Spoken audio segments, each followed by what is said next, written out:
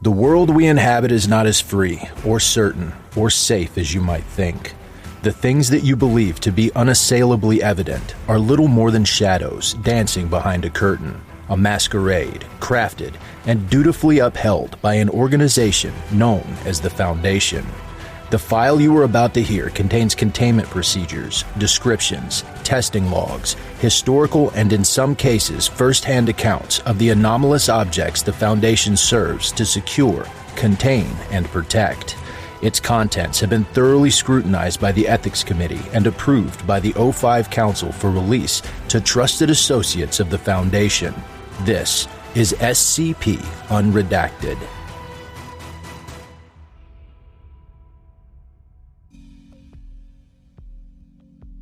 The meeting room is Containment Unit S167-001006, which is the skull of a stillborn Cryptomorpha gigantes.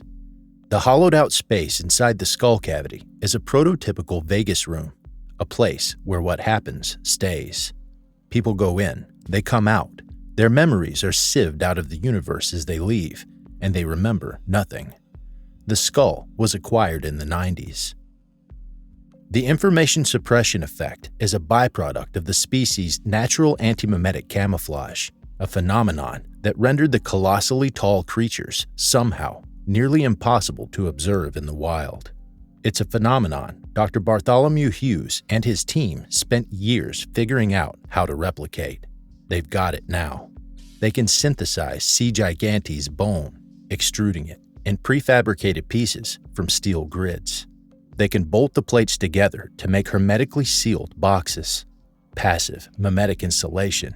No need for complicated machines. It's got a lot of potential. The skull is 45 meters long, 16 wide, and 15 tall. It resides at the center of a vast purpose-built containment unit of its own, surrounded by the rest of the same C. gigantes individual bones, laid out in meticulous radial patterns for space efficiency. The ossuary occupies about a third of the containment unit's floor area. The rest comprises immense industrial vessels that hold its harvested organs. Some of them are actual vessels, repurposed cargo ships loaded with brain matter and skin tissue. The floor plan of the warehouse is clear enough, navigable if grim. But from ground level, on foot, the place is a vertiginous, intimidatingly macabre place, even fluorescent lit around the clock. Hughes walks down an echoing canyon created by, on his left, a 100-meter-long foreleg bone, and on his right, the blue steel container holding the creature's first stomach. Ahead, the skull peers down the canyon at him, a distant yellow-white tower, fuzzed with scaffolding, and disused scanning rig, its eye sockets vacant black. As he walks, Hughes has to remind himself continually that these are all the remains of a single organism, one of the tiniest examples of its species. Behind the skull, where there used to be the creature's first neck vertebra, there is now a large compound mechanical airlock, a ramp and some steps, and a staging area. The staging area serves as a miniature customs desk, tracking every person and item entering and leaving S167-001006. Although memories are wiped on exit, written and electronic records emerging from the interior have to be handled manually. Standard procedure is for the first person exiting the room to bring written instructions for the filtration officer, telling them what other information from the room interior needs to be scrubbed and what is safe to retain. Usually, the list of information to retain is very short. There are seats, scanners, a coffee machine, a trolley loaded with cleaning equipment, and a stack of cages for the germs. Parked just outside the staging area, there is also a limousine, bulletproof. "Where's everybody else?" Hughes asks the Foundationer who meets him, whose name is Bachner. "I'm not late." "This way, please," she says, leading him to a seat near a scanner. Hughes has gone through this procedure a dozen times now, so he knows to hold his left arm out. Bachner tears the wrapper off a sterile bracelet-like sensor and clamps it around Hughes's left wrist, then observes a nearby screen. "They went in almost an hour ago," she says. Hughes frowns. That's not usual. Why would they tell him a different start time? Why would they need an hour of preparation time before he showed up? Did they say anything? Of course not. Hughes hasn't the slightest clue what this meeting is about, or what any of the previous meetings were about, or even if they have a common topic. Actually, he does have some clues. The timing of the meetings is one. The first took place early this year, and when they emerged amnesiac, they were clutching written instructions from themselves to continue meeting monthly. Around October, the meetings became weekly. They had 3 last week, and after Friday, they created a new schedule. They meet for 90 minutes every morning, starting today, Monday. A more significant clue is the list of attendees. Other than Hughes, 3 high-caliber researchers from his own organization are in attendance, along with the directors of Site 41, 45, and 167, the last of whom is Michael Lee, the Foundation's chief of antimemetics and Hughes's direct manager. He steals a glance at the car parked behind him. There's also this guy, or gal. Hughes doesn't know for sure to whom the limo belongs, but the list of people in the world who have the authority to drive a street vehicle into a Foundation containment building is extremely short. Well, not to prevaricate, it's 13 people. There's an 05 in the room. An 05 is extremely interested in their covert discussions. This is a new and non-trivially alarming development. He nods at the car. Shouldn't this place be lousy with private security right now? Bachner shrugs. Anybody go into the unit with the 05? Bodyguard? Anybody stay in the car? No. Hughes glances at the car again. The windows are tinted, though surely there's a driver behind the wheel at least. But where's the real protection? Maybe it's all invisible. Microbes. Occult spells of warding. He feels like the car is watching him back. Open your mouth, please. Bachner puts a disc-like cap on Hughes's head, presses an emitter to the roof of his mouth, and fires 2 pulses of radiation through his brain. Any psychic intrusions? Muffled by the emitter, Hughes manages. She pulls out the emitter and discards it. Did you experience REM sleep in the past 12 hours? He wipes his mouth. Yes. How many digits do you have? 10. Count them for me, please. Hughes spreads his fingers and counts them. 1, 2, 3, 4, 5, 6, 7, 8, 9, 10. His right thumb is 5. Bachner injects him with a substance that'll prevent his body from rejecting the germ, then lifts a germ out of one of the cages. It splays its tendrils out, confused, not a fan of being picked up. Tilt your head back and look at the ceiling, please, eyes wide open, and if you could take off your glasses. Hughes obliges, handing his glasses to Bachner for scanning. I dislike this part, he states. Bachner has no comment. She lays the germ over his eyes like a sleep mask. There's a cold, sludgy sensation as it wraps itself around his chin and hair. Then the tendrils meet behind his neck and begin knitting with his spine. Hughes sees darkness for a few worrying seconds. Then a circular indentation forms in the germ's hide over the top of his right eye. And then there's a feeling like part of his brain dislocating, and a fake eye opens where his real one would be. The fake eyeball is around 4 times the size of his own.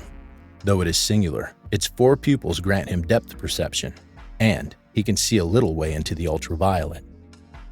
The germ is acting as an external block of short to medium-term memory, and as a proxy between the conscious Bart Hughes and the real world.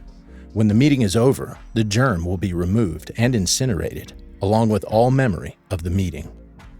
There are other amnestic approaches: gas, injectable drugs, surgical techniques, occult rituals. These are safe, proven technologies for mass use on the general public and Foundation staff alike, but they all operate on the same essential principle that the unwanted knowledge has already entered the mind and must now be removed or suppressed after the fact. Such procedures are imperfect. Memory removal can leave critical fragments behind, occasionally enough for people to rebuild dangerous holes, and Amnestic technologies for causing suppressed memories to reassert themselves are continually advancing. Recent developments on the latest generation family of biochemical Amnestics, Class Z, seem likely to produce a substance that renders all after-the-fact memory erasure techniques irrelevant. The only amnestic defense against Class Z will be decapitation. So, if there's advance warning time, it's better to physically compartmentalize, to air gap, to outsource the memories to another organism entirely, and never let them touch your own mind. You can't be forced to recall something that you genuinely never experienced. It's a complex and dynamic field, one of several fields in which Hughes is a world expert. There are machines that could perform the same task as the germ, silicon modules you wear like a headset, plugged into a surgically implanted jack behind your ear. But Hughes would rather die than submit to interfacing his brain directly with a computer, especially a Foundation-made computer. Nobody is getting his brainwaves. When he joined the Foundation 30 years ago, he put a DNU in his will, do not upload. Everybody thought he was crazy.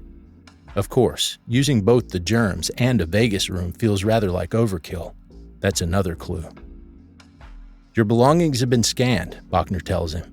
He refills his pockets and takes his laptop, walking slightly unsteadily because of the new weight he's carrying on his head.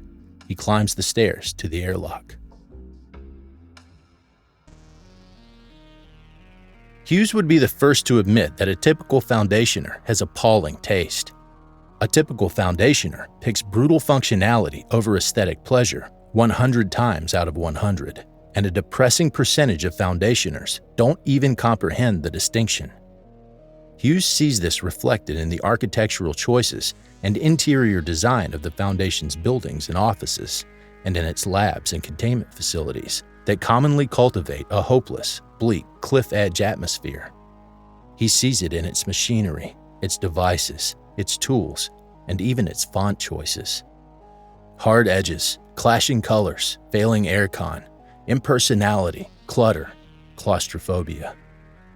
And so, S167001006's interior is a surprise and a delight. Hughes actually sighs. It seems like someone hired a designer. The place is spacious and modern, well lit, with select walls painted in bright secondary colors. There's not a bit of exposed concrete in sight. S167001006 isn't a single space, but a self-contained suite laid out on 2 floors. There's a central meeting area with a double-height ceiling, a long oval table, and Herman Miller chairs. Along the left wall, there are smaller breakout meeting rooms with frosted glass walls and doors. Above those, reached by a flight of stairs, there's a kitchen area, and in the back are some additional rooms, restrooms, and storage. The carpet is gray and orange, a non-repeating hexagonal pattern. The place is well ventilated and smells of coffee. There are 4 people waiting for him. Marion Wheeler, who runs Site 41, is descending the kitchen stairs, holding a steaming disposable cup. Graves, director of Site 45, is at the main table, typing at a laptop. Michael Lee is at the back of the room chatting with 05-8. All of them are wearing germs. The 4 huge eyeballs of the 4 germs swivel in unison to stare at Hughes as he comes in. It's a highly disconcerting effect. Hughes forces himself to smile back. "You're here," 05-8 says. He is strange-looking, even accounting for the germ. Hughes has never seen an 05 before, and 05-8 looks very unlike what he expected. He tries not to stare, but his own germ is extremely good at staring. "You're all caught up?" Hughes asks. The nature of the asynchronous work loop is that the first quarter of any meeting in a Vegas room is spent reading notes left from prior meetings. Hughes's correct guess is that there's been an hour-long pre-meeting, and then everybody broke for coffee, and now they're resuming. "We are," 05-8 says. He takes a seat at the head of the table with Graves to his left. Lee sits to his right, and Wheeler to Lee's right. 05-8 indicates a particular vacant chair opposite Wheeler, where a printed document is waiting for Hughes to read it. Hughes sets his laptop down, hesitant to approach the document. "You want me to read this now?" "Take as long as you need." "Where's my team?" Hughes asks. "We're 3 bodies short." "Read the document, Dr. Hughes," 05-8 says. He seems upbeat. Perhaps he's projecting an upbeat facade to help Hughes to forget exactly how much authority and power he wields. His net worth is said to be essentially infinite. It's not really about money at his level. He and his kind can do anything. Hughes sits and reads. The document is a scientific paper purportedly authored by Hughes himself, with various of his fellow researchers co-authoring, including 2 who should be in this room now. Hughes doesn't recognize the paper's title or content, but that's nothing special in his line of work. The text is written in his own formal academic style, so he has no reason to doubt its authenticity. It's a brisk read, very dense and to the point, written for a target audience of other mimetic scientists. In the abstract, it announces the observation of a new, titanically powerful and dangerous anti-memeplex provisionally designated SCP-3125, for which the authors plan to seek Apollyon classification. The main body of the first page describes 8 different phenomena. Most, but not all of them, are anomalous. Most, but not all of the anomalous ones controlled by the Foundation and having SCP designations. From a cursory glance, the phenomena appear to be totally unrelated, either to one another or to the proposed SCP-3125. Hughes suspects he could derive the implied link between them, given a few minutes, but elects to read on. He flips the piece of paper over. The whole document is just 2 sides of A4. The other side is mostly mathematics. There's 1 graph and 1 equation, and a brief technical description of 2 highly novel memeplectic transformation procedures, which the authors dub amplification. Then there's something like a jump scare in text form. There's a crucial logical leap, and for Hughes, the arrival of comprehension is so blunt, so sudden and frightening that it physically startles him. Even knowing that the word Apollyon was on the table, even primed to expect something extremely nasty on this side of the paper, he recoils. Oh, fucking hell. Nobody else says anything. They wait, expectantly, for Hughes to gather his thoughts and draw some conclusions. He reads the rest of the paper, figuring out what it's going to say almost live as he reads it. As he reaches the end, the initial shock hasn't worn off.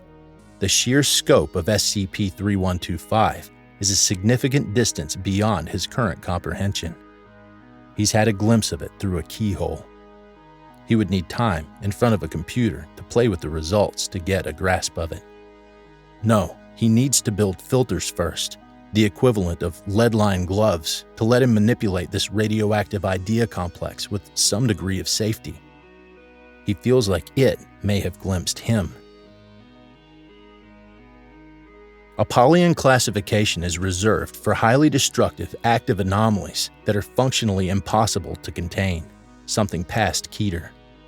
An Apollyon class anomaly is an anomaly more or less guaranteed to ultimately destroy the world, no matter what is done to stop it. The only thing that can avert that particular XA class scenario is if something else, likely some other Apollyon class anomaly, destroys the world first. Their relative threat level is measured not in material containment resources, but in inevitable years. Off the top of his head, Hughes would put that figure as a single digit. Yeah, this is it, he says. It's bizarrely liberating. This is the one that's going to kill us. He looks around the table. Did we obtain Apollyon classification? No, 05-8 says. No? 05-8 smiles thinly. Current thinking in the Overseer space is that Apollyon classification is a confession of defeat. It's bad for morale. It cultivates defeatist attitudes. Aside from the special classifications, Keter is considered the top of the hierarchy as of right now. All extant Apollons are likely to be reevaluated and reclassify Keter over the next year or so. Other than that, what do you think? Hughes says, you want containment procedures. We've had this conversation a bunch of times before, correct? Let's imagine this is the first time, 05-8 says. Hughes stares darkly at his paper. We could exterminate all intelligent human life, he says. If there are no sapient hosts in this universe, SCP-3125 can't incarnate. There's a faintly stunned pause. Yes, Wheeler says. You've pitched that approach before, and I don't think any of us here have ever been completely sure if you were serious. I'm completely serious that we could do it, and completely serious that it would work, Hughes says. Our mission statement is secure, contain, protect. Somewhere down the line, we really should look into adding and keep as many human beings alive as possible to that. It's implicit that humanity is what we protect, Graves says. Secure the anomalies, contain the anomalies, protect the anomalies. How does it scan otherwise? We're getting off topic, Wheeler says. We're not exterminating all sapient life. We could immediately terminate and suppress all memetics and anti-memetics research worldwide, Hughes says. We would have to systematically dismantle the whole scientific field forever, stop all the experiments, scrap all the research, brainwash all the researchers. If nobody actively researches this field, nobody will ever find SCP-3125. It stays buried in the farthest reaches of ideatic space indefinitely, like radioactive waste. He looks up at the ceiling. The problem is interesting. Ironically, the most practical way to do that would be to develop an artificial meme, one that encodes the idea that memetics research is intrinsically worthless and harmful. Enrich it with religious or pseudoscientific virals and release it to the general public. A year after it got out, we'd be tearing our own labs down. Unless the Anti-Memetics Division's institutional immunity to that kind of external threat was strong enough to stand up to the pressure. Interesting scenario. Even if we don't go in that direction, we should definitely think about wargaming it in a simulation, see what outcomes are likely. Bart, Wheeler says. No, hiding wouldn't work. It could be introduced externally or occur naturally. We know, Bart, that's already happened. SCP-3125 is incarnating as we speak. Look at these precursor anomalies. We're in what you called the foreshadow. It's here. Wheeler's referring to predictive models that Hughes must have created himself during prior meetings, models with which he doesn't have time to familiarize himself. Still, he gets it. He wishes he didn't get it. His fear comes from a completely different place than most people's. The sheer alien scale of the adversary is enough to intimidate most into petrified submission. From a cursory read, SCP-3125 looks like a nightmare scenario. It's going to turn human civilization into something beyond Hughes's ability to imagine. But that's every Monday in this job, and in any case, Hughes doesn't have much of an imagination. He's intimately familiar with almost the entire SCP database, and he's a world authority in anomalous containment. The few areas of science he doesn't have genius-level ability in, he has trusted colleagues who do. They're all solved problems, locked boxes. This is different. He has more ideas, but there is mechanically no way to start working on the problem. It would eviscerate him the moment he tried to comprehend the entire problem. He'd need to design and build the box while already inside the box he was building. He would need to box the universe. He looks around the room's walls. They seem to be holding up. We could hide in units like this for the rest of our lives, he says. Our whole species, while SCP-3125 roamed our reality, unchecked like a plague, I declare this to be the exterior of the containment unit. Done. No reaction. I don't think we can do it, he says. If SCP-3125 is live in consensus nominality right now, the game is over. I don't care if Apollyon classification lives or dies. From where I'm sitting, this anomaly is functionally uncontainable. My team and I may have said something different on prior iterations. I could be in the wrong headspace to see the answer. We're all of us different people from day to day. No, 05-8 says. You say the same thing every time. So that's it. Is that it? 05-8 says, the objective of the Foundation is protection. In the majority of cases, this involves the secure containment of anomalous entities, the establishment of special containment procedures such that such entities can be kept safely and indefinitely. Standard guidance is against active neutralization and to avoid destruction at all costs. Everybody in this room is aware of this. However, senior Foundation officials such as me have the right to waive that guideline under certain narrow conditions. I am exercising that right. I deem that in our reality, SCP-3125 cannot coexist with human civilization. We're going to destroy SCP-3125 forever. Does that change your outlook any? Special neutralization procedures, Hughes deadpans. His expression is worsening by the minute. 05-8 adds, I know that neutralization is generally considered easier than mere containment. Hughes says, when I first joined the Foundation, I asked my mentor, who retired many years ago, what's the biggest anomaly we've ever contained? That he was cleared for, I meant, of course. And he told me about a very old rumor he once heard back in his earliest days, when he was just starting out. The rumor was that Abrahamic religions had not always been monotheistic. Originally, there were 3 capital G gods, and sometime in the past 150 years, the Foundation had killed 2 of them. I believed him. I was very young and inexperienced and naive and kind of in awe. It wasn't until years later that I thought back to the conversation and the fact that I'd never heard that rumor or anything like it from anybody else and realized he'd been bullshitting me. And now it's decades later still, and modern memeplectic technology is 100 billion times more advanced than it was back then, and I built 30% of it. And I look at what the Anti-Memetics Coalition handles on a quarterly basis, and I know better than anybody on the face of this earth what is or is not possible, and he trails off. They're all waiting, expectantly, for him to say something. He can't get there. He's in the wrong frame of mind. Maybe he's in denial. Maybe the solution is an idea he doesn't want to take on board. How ironic. What did I say? Just tell me. Your team suggested that just because SCP-3125 is the most powerful memeplectic threat ever observed, doesn't mean it's the top of the hierarchy, 05-8 says. You've suggested that it would be possible to synthesize an idea an order of magnitude still more powerful than SCP-3125, specifically designed to neutralize SCP-3125 and under our control, a counter meme. That could be possible, Hughes hazards. It would be insanely dangerous. It would require tremendous resources and 10 to 20 years of real-time work, completely uninterrupted.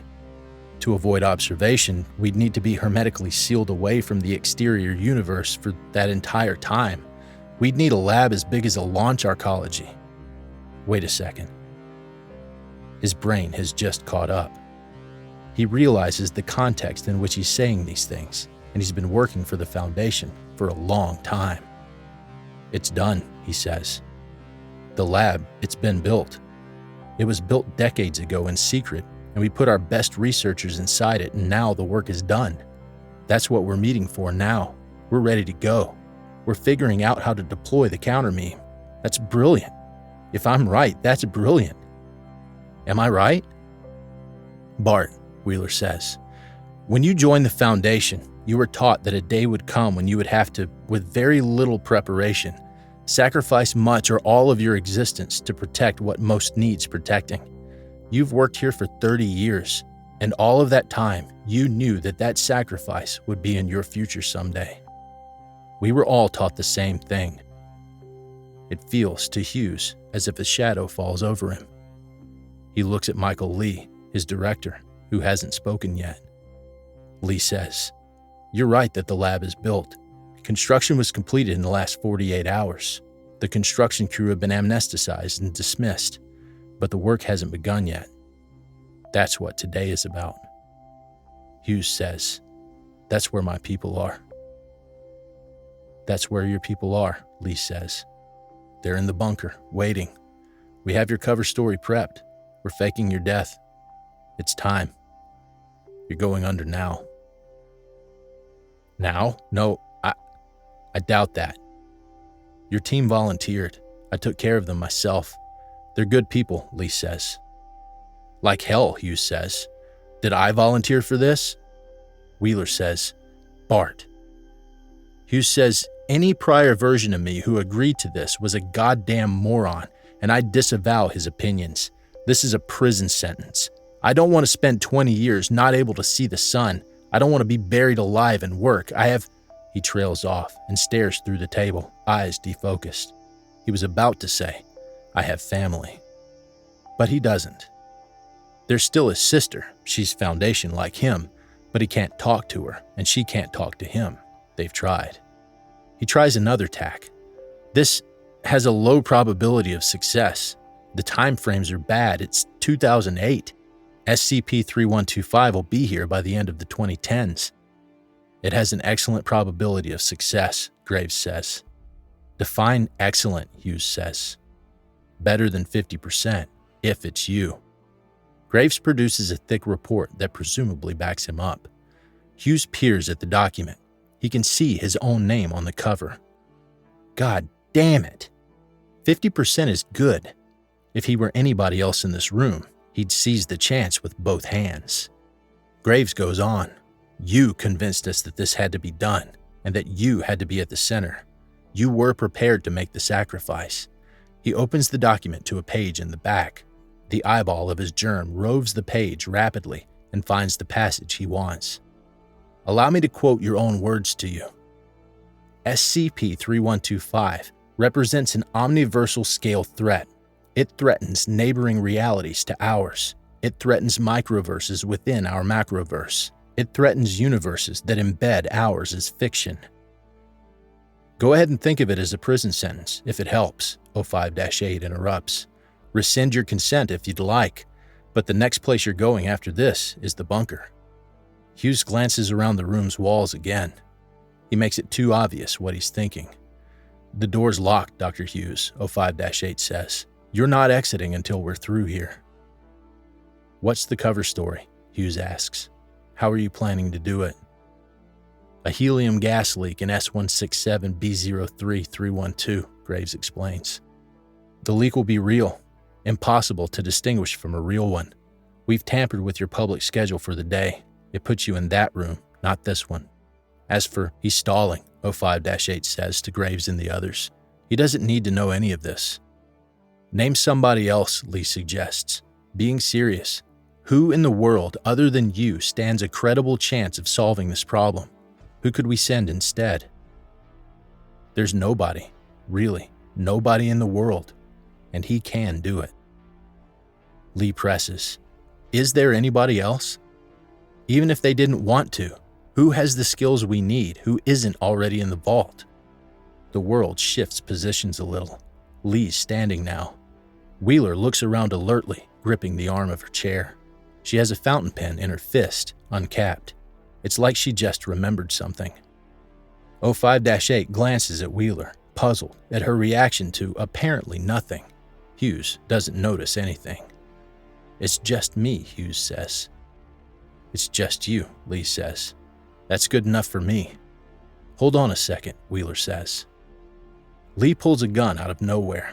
Hughes's germ's enormous pupils shrink to violet pinpricks. This is no part of any plan. Everybody in the room knows it. It's a real gun. It's impossible that he could have it. Wheeler starts to rise out of her own chair. Her own sidearm is locked in a box outside. Lee aims at Bart Hughes's chest and fires twice. The first round pierces him in the lung. The second round, fired as Hughes collapses, nicks his laptop screen, which is bulletproof, and ricochets up into the meeting room wall.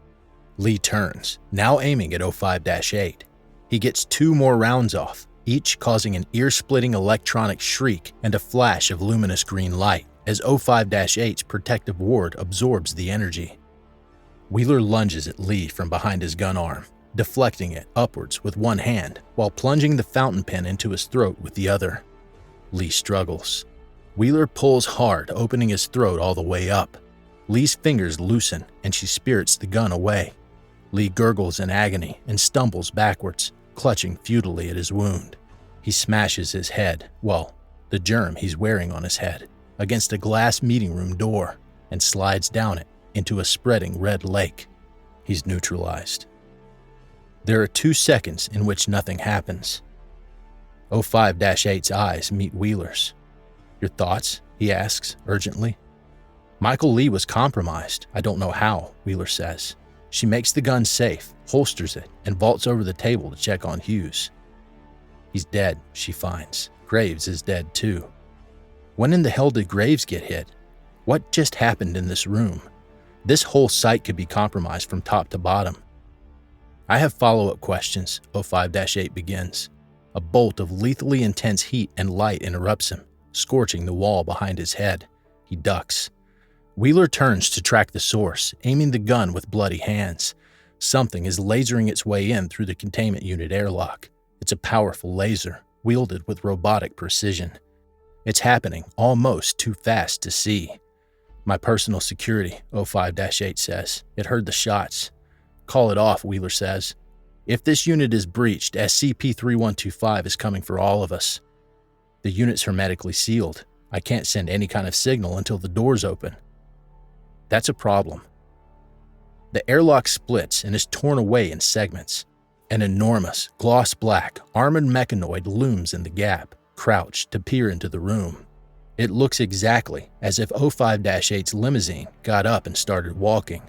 It's still impossible to guess whether there could be a human pilot inside it. Behind it, in the distance, Bachner is immobilized, sealed to one of the staging area chairs with a sizable glob of transparent orange glue. She screams, "Help!" For Wheeler, it feels as if a black wave rolls over her, pouring into the containment unit from outside. She drops the gun and raises her hands. Being found holding the smoking gun isn't likely to be a good look, and she doesn't know for sure what heuristics, human or electronic or otherwise, control the mechanoid. It could be prone to making bad decisions. "Stand down," 05-8 says to his bodyguard. It stops moving, but its single laser doesn't, flickering as fast as the eye can follow between four motionless targets: Wheeler, Hughes, Graves, and Lee. It's waiting for movement. Lee, not completely dead, twitches. The laser pulses once in retaliation, atomizing his head and germ. The laser settles down to a shorter pattern, looping between the three remaining targets. Wheeler doesn't move a millimeter. I said stand down. This time, it seems to hear him. The laser clicks off and settles into a neutral position. Wheeler relaxes. Lee was compromised, she says again. She hurries to the back of the room where a medical kit is mounted on the wall. "We need to get you out of here, then we need to sterilize the site."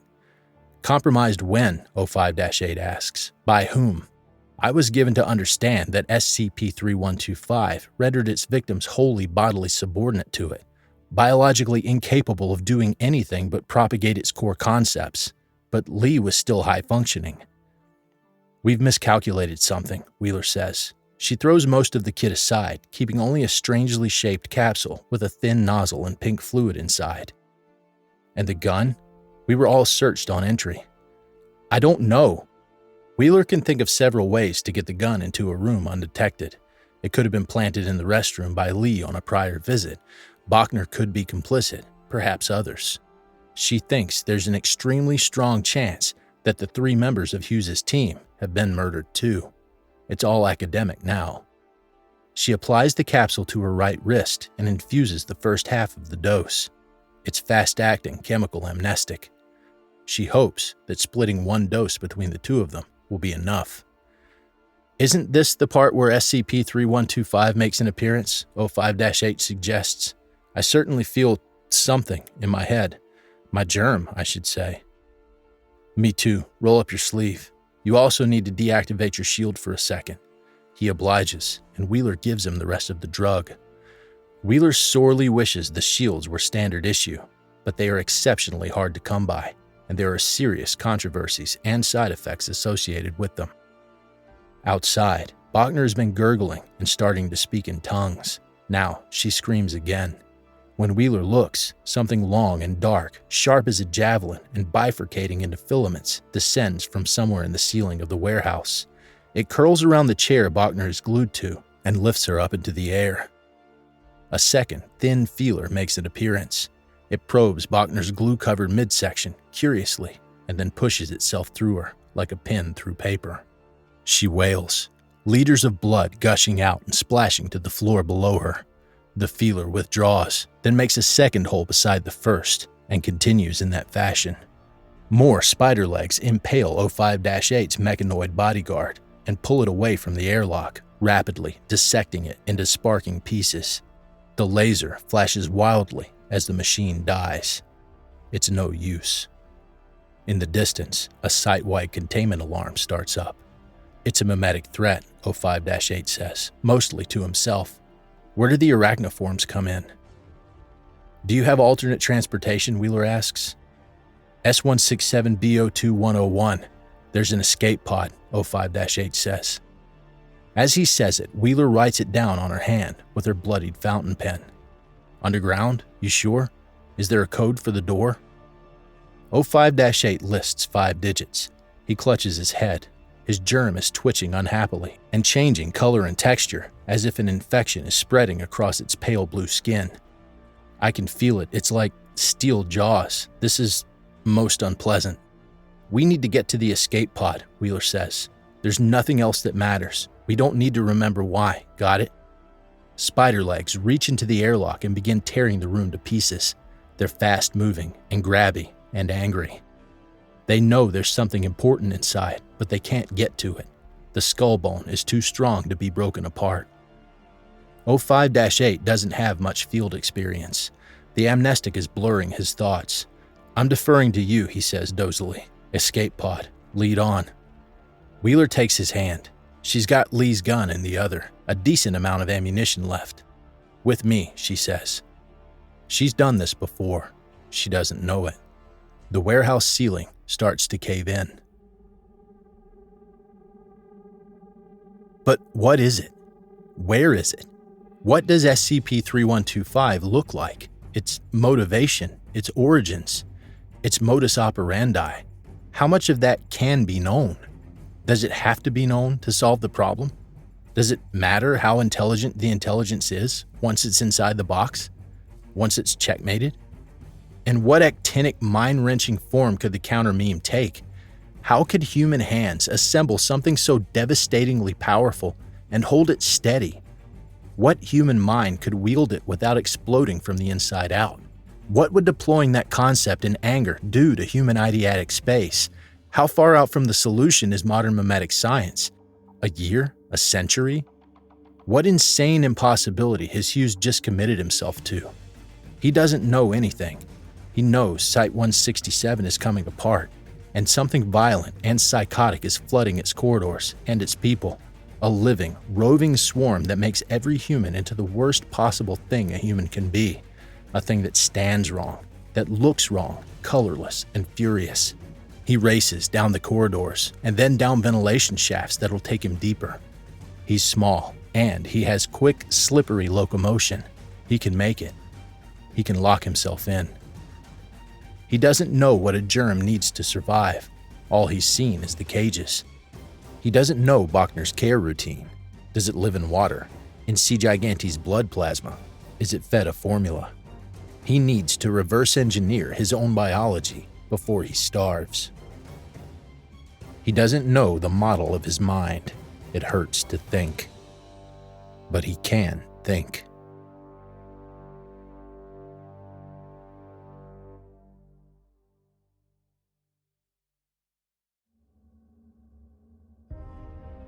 Thank you for listening. If you like what you hear, join my Discord community, hire me on Fiverr, or help support me by becoming a patron for as little as $3 a month. Regardless of tier, all patrons get early access to every single episode. The links are in the description. I don't have the talent it takes to write a skip. All I do is read. Original authors make this podcast possible, so credit to the original author. Their links in the description. Show them some love as well. Consider becoming a member of the SCP Wiki. Upvote their work, and maybe write a skip of your own. Maybe I'll read it here someday. You never know if you never try.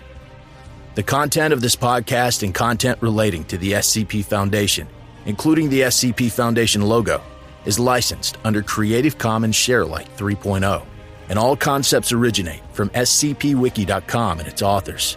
This recording, being derived from this content, is hereby also released under Creative Commons Sharealike 3.0.